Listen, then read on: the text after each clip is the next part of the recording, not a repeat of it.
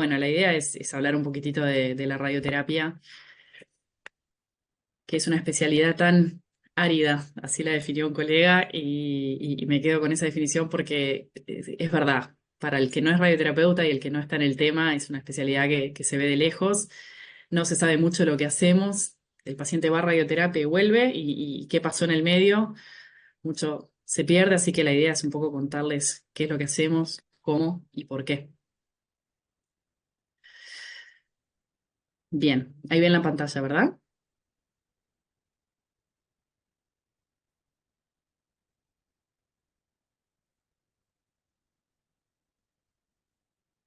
Lujo. Bueno, arranco, cualquier cosa me frenan. La Adelante. idea de la charla de, la idea de la charla de hoy es contarles un poquitito sobre la especialidad, sobre la oncología radioterápica. Después hablar de la radioterapia en adyuvancia en el cáncer de mama. Hablar un poquitito del BOOST, que es lo que comentaba Yanella, que tenemos ahora un pautado para el marcado del mismo, que es cómo lo hacemos y qué recomendamos.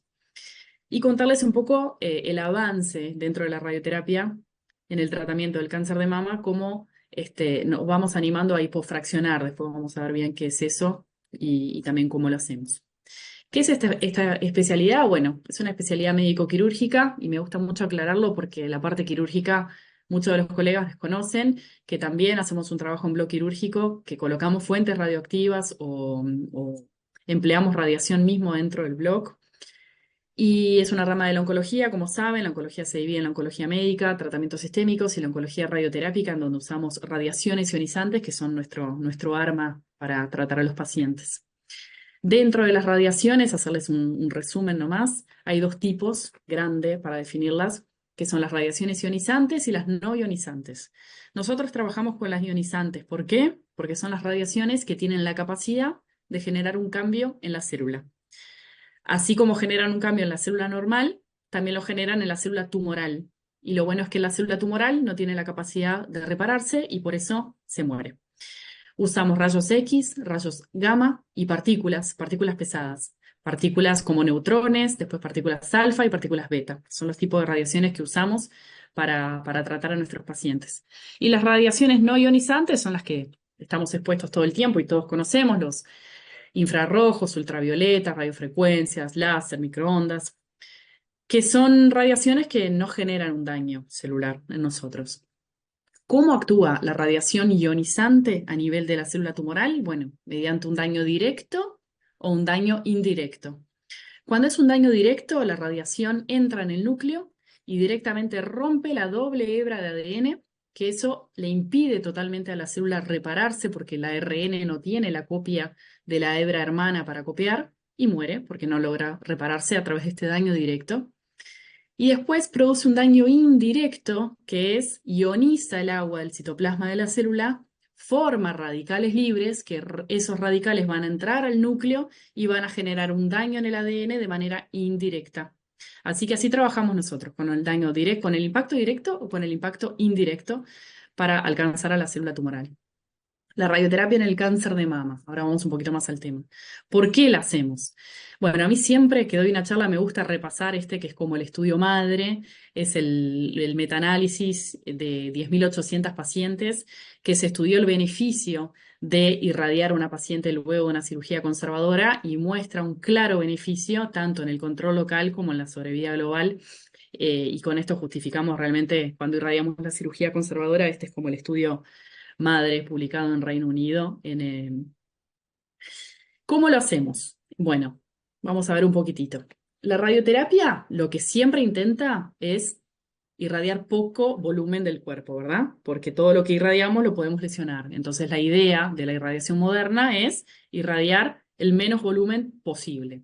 ¿Cómo lo logramos? Con una mayor balística, o sea, con tecnología moderna logramos esquivar todo lo que son los órganos sanos que están alrededor para focalizarnos realmente en lo que queremos tratar, en este caso la glándula mamaria. Tenemos la radioterapia avanzado y el fraccionamiento ya tiene otro racional. Cuando yo empecé la especialidad, todo era 2 Gray. La dosis estándar era dar 2 Gray todos los días. Y eso fue cambiando. Con el hipofraccionamiento nos fuimos animando y se fue probando que realmente se puede dar más de 2 Gray por día de manera segura, con iguales o menos efectos secundarios. Y la radioterapia ha sido mucho más adaptativa con esta alta tecnología, nos permite ajustar mucho más la radiación, la indicación y la dosis según el subgrupo de pacientes que necesitamos tratar, ¿no?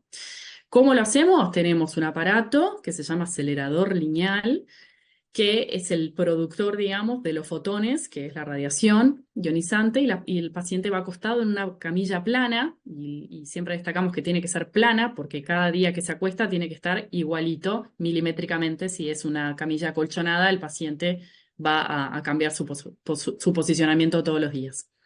En primera instancia, lo que hacemos es, bueno, primera consulta, valoramos si tiene indicación y si la tiene, le hacemos una tomografía de planificación y después la llevamos a la computadora y planificamos la dosis, ¿tá? Utilizamos artefactos que se llaman las cuñas para distribuir bien la dosis en toda la glándula mamaria. Se hace generalmente por 2 tangentes. Ustedes han escuchado el tangente interno y el tangente externo, y esto logra una homogeneidad de la dosis en toda la glándula mamaria, cuidando el pulmón, el corazón y los órganos que están por debajo, ¿verdad? Una vez que tenemos la planificación lista en la computadora, vamos al setup, que es el primer día del tratamiento, donde acostamos a la paciente y verificamos mediante la luz del campo si realmente entra todo lo que nosotros queremos tratar, así como lo planificamos en la computadora. Puse el ejemplo de esta mama porque, como ven, nos queda un poco corto el campo a nivel inferior, entonces acá clínicamente lo agrandamos, y a nivel superior está bastante extenso, ¿viste? Se extiende más de lo que es la glándula mamaria. Entonces el setup sirve mucho porque vos planificás una cosa en la computadora y después, cuando vas a la realidad, a veces el campo no queda bien. Entonces se replanifica, se reajusta, y hasta que no quede perfecto y el volumen incluido que vos necesitas irradiar esté bien cubierto, la paciente no empieza el tratamiento, ¿tá? Eso, bueno, lo hacemos en líneas generales para irradiar toda la glándula mamaria. Y ahora vamos a meternos un poquitito en el boost. ¿Qué es el boost? Nosotros, después que hacemos la irradiación de toda la glándula mamaria, damos más dosis al lecho quirúrgico, ¿tá? Damos como una sobreimpresión de dosis. ¿Por qué? Porque se demostró, obviamente, como todos saben, que esto cuando vuelve suele venir en donde estaba, o sea, en el propio lecho de la enfermedad, y ahí entonces sellamos la zona con un poco más de dosis, lo que se llama boost.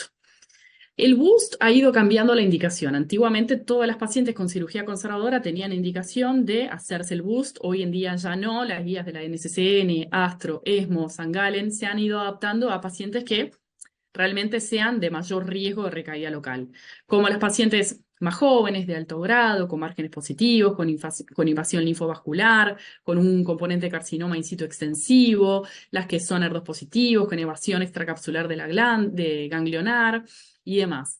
Como ven, St. Gallen es como que el que tiene más criterios de inclusión para realizar el boost en estas pacientes. El boost hay distintas maneras de marcarlo en la práctica clínica. Lo podemos marcar bajo ecografía, donde medimos la profundidad y el tamaño del campo. Entonces nosotros ahí podemos prescribir la dosis, a qué profundidad y en qué tamaño, localizando el lecho solamente con la ecografía. Y después tenemos el clásico, que es mediante la cicatriz o el seroma o la fibrosis que queda cuando la ves en la tomografía. Luego, la forma mejor de hacerlo es con la colocación de clips, ¿no? Como todos sabemos. Así como existía la variación de la forma del marcado del boost, nos fuimos dando cuenta entre colegas que uno lo marca de una manera, otro de otra, y que los clips y cuántos y dónde están y qué demás. Surgió la idea en la Sociedad Uruguaya de Mastología de realizar un pautado, de protocolizar cómo vamos a marcar el boost, tanto quirúrgicamente como luego en la planificación de la radioterapia, ¿no? La idea era esa, unificar criterios de la marcación. ¿Cuáles eran las tendencias? Como yo les dije, algunos bajo ecografía, otros mediante la cicatriz en piel, otros mediante el seroma, según la descripción operatoria, según los clips, cuando tienen la tomografía y los clips puestos. Entonces, bueno, la idea era unificar. ¿Cómo lo hicimos? Hicimos un cuestionario con preguntas dirigidas a cirujanos y dirigidas a radioterapeutas de cómo cada uno considera mejor y cómo hacen su práctica diaria para marcar el lecho.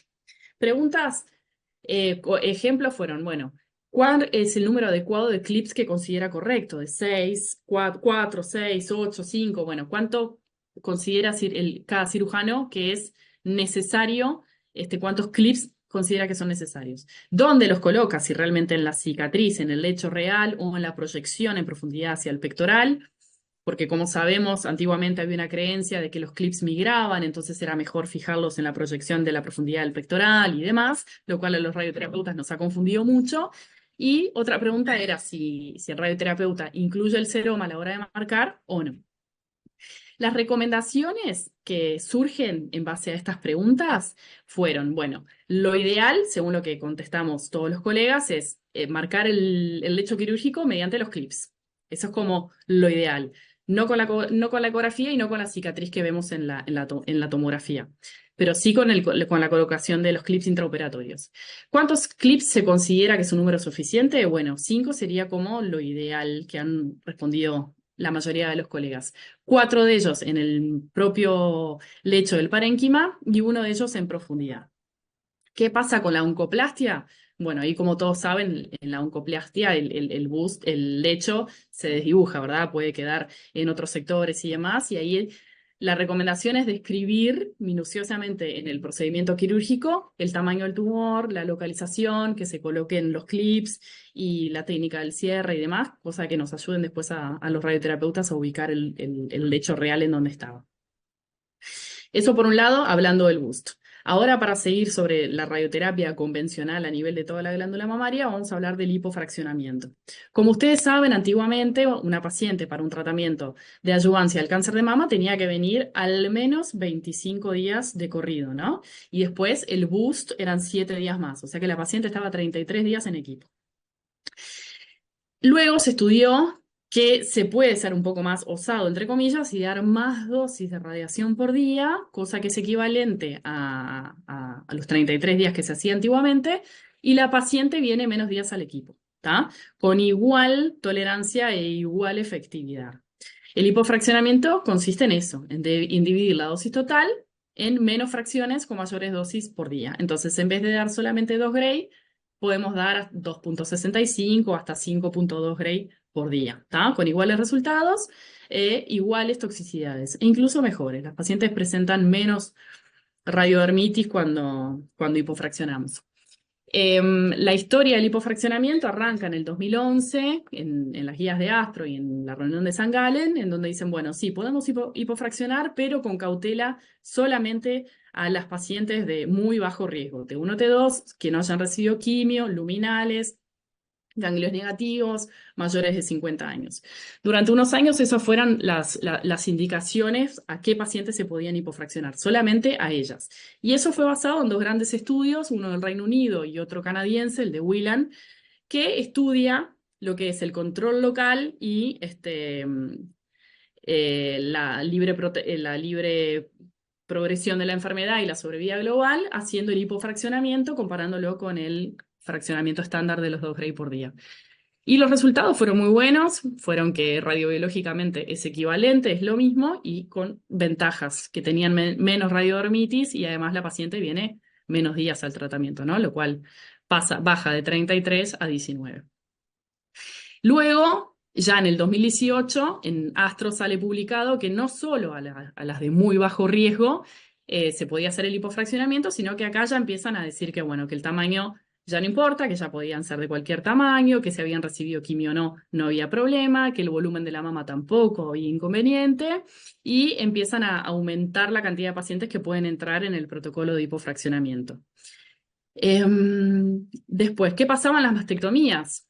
También había como bastante miedo a hipofraccionar en las pacientes mastectomizadas, ¿no? Todavía no había ningún consenso que lo avalara. Bueno, sale trial fase 3 de no inferioridad en enero del 2019, que estudia también hipofraccionar las paredes, que también tiene sus beneficios, ¿no? Igual control local, igual sobrevida libre de enfermedad, similares toxicidades y demás.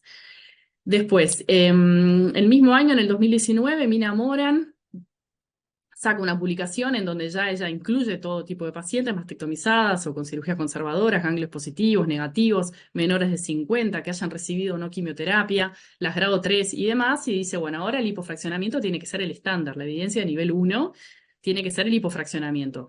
Ya queda obsoleto usar el fraccionamiento estándar del 2 gray día. Y se seguían cuestionando, el mundo seguía incrédulo con el hipofraccionamiento, y dicen, bueno, pero ¿qué pasa con las radiosensibilidades según los perfiles biológicos? No pasa nada, se demostró que no importa el subtipo del tumor, que igualmente se puede hipofraccionar de manera segura. Entonces la conclusión es que el hipofraccionamiento en mama hoy es eficaz, es seguro, a cualquier edad, cualquier T, cualquier subtipo, cualquier volumen mamario, se haya recibido o no quimio previa y demás, no pasa nada. Las guías de la NCCN siguen siendo un poquitito conservadoras en cuanto a las pacientes que se hacen reconstrucción. En esas pacientes, en esas mastectomizadas con reconstrucción, aún la NCCN al día de hoy no avala hacer el hipofraccionamiento, prefiere inclinarse y seguir a los 2 gray día. Sin embargo, en enero de este año se publicó un estudio que sí demostró que no hay problema en hipofraccionar a las pacientes que están reconstruidas. Hablando un poquitito de hipofraccionamiento, nosotros siempre tendemos a dar menos días de tratamiento al paciente y menos volumen, ¿no? Como hablábamos. Entonces hay dos técnicas, que es la APBI, que es la irradiación parcial de la mama, o la RIO, que es la radioterapia intraoperatoria, que lo que hace es irradiar solamente el lecho. Fueron estudios que se realizaron solamente en pacientes de muy bajo riesgo, de recaída local y a distancia dentro de la glándula, por decirlo de una manera, y son todas técnicas hipofraccionadas. ¿Qué es lo bueno de este estudio? Que la paciente obviamente viene menos días, se irradia menos volumen. ¿Qué es el riesgo de la recaída fuera del lecho, ¿no? En el resto de la glándula mamaria, y que realmente las vemos esas recaídas? Entonces, bueno, nada, confiar en que la radioterapia realmente esteriliza las células tumorales que andan en los conductos lejos del lecho, y nada, inclinarnos siempre que se pueda a una irradiación de la glándula total. Con con el paso de los años y con la pandemia surge el fast forward, que este es el estudio como la vedette del hipofraccionamiento, que se llama ultra hipofraccionamiento, porque lo que hace es, en 5 días la paciente está resuelta. Se hace 5.2 gray por día de lunes a viernes y la paciente completa su adyuvancia en mama. Es un trial que se empieza a publicar en el 2020, acelerado por la pandemia, porque las pacientes se hagan solamente en 5 días y se vuelvan. Es un fase 3 multicéntrico en no inferioridad, que compara el hipofraccionamiento estándar de las 3 semanas de tratamiento versus la semana única. Se reclutaron a 97 hospitales y se realizó en el Reino Unido. ¿Qué mostró? ¿Qué pacientes se incluyeron? Bueno, todas las pacientes con cáncer de mama. Mayores de 18 años, no importaba el tamaño, no importaba, los ganglios podían ser positivos, obviamente que no tenga metástasis a distancias. Cirugías conservadoras o mastectomías radicales, aceptaban pacientes con reconstrucción también. Y lo que se comparó en las ramas fue el 40 gray en 15 fracciones versus 27 gray en 5 fracciones y 26 gray en 5 fracciones. ¿Hay un gray de diferencia entre una rama y la otra? Sí, es verdad, pero increíblemente la rama de los 27 gray con un solo gray más en total mostró un poquitito más de toxicidad. Las pacientes tenían un poco más de radiodermitis que las de 26 gray en 5 fracciones. El programa lo que muestra es que las 5 fracciones es isoeficaz, es lo mismo, con similares toxicidades a nivel de la piel. La única diferencia es que cuando tratamos a estas pacientes, las radiodermitis suelen ser más tardías. O sea, la paciente durante esos 5 días no presenta nada, pero quizás a las 2, 3, 4, 5 semanas después de haber terminado la radio, presente la radiodermitis. Por eso en estas pacientes es importante seguirla semana a semana.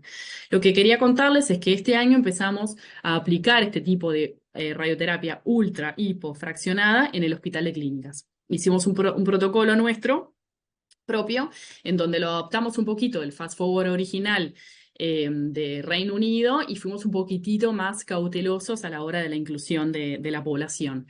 Pero sí aceptamos sexo femenino, mayores de 40, con carcinoma invasivo, no importa el grado histológico, no importa si recibieron quimio o no, si es mama derecha o izquierda, no importa el tamaño.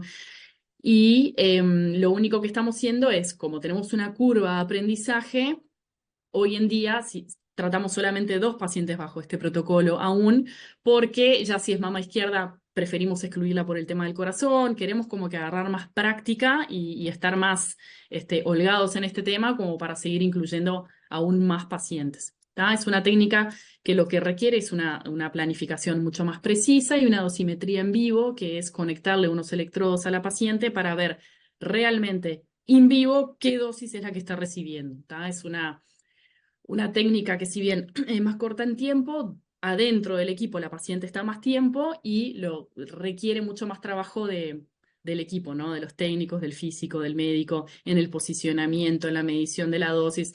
Como estamos dando en vez de 2,67 Gray por día, estamos dando 5,2 Gray por día, hay que ser mucho más cautelosos y tener mucho más cuidado. Entonces, el tiempo en el equipo es más largo, ¿no? Y usamos, acá ven abajo los límites de dosis, usamos límites de dosis como con más cautela también a los órganos sanos que están alrededor. Tiene que cumplir con todas estas limitaciones para poder aprobarse el plan y que la paciente se lo haga.